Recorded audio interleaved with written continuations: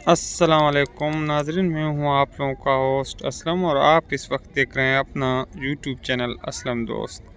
नाज़रीन, ये कराची में ज़ू था औरंगी टाउन में, उसके कुछ वीडियोस मैं आप लोगों के लिए लेके आया हूं। वीडियो पसंद आए तो चैनल को सब्सक्राइब कीजिए, वीडियो को लाइक और शेयर कीजिए। शुक्रिया।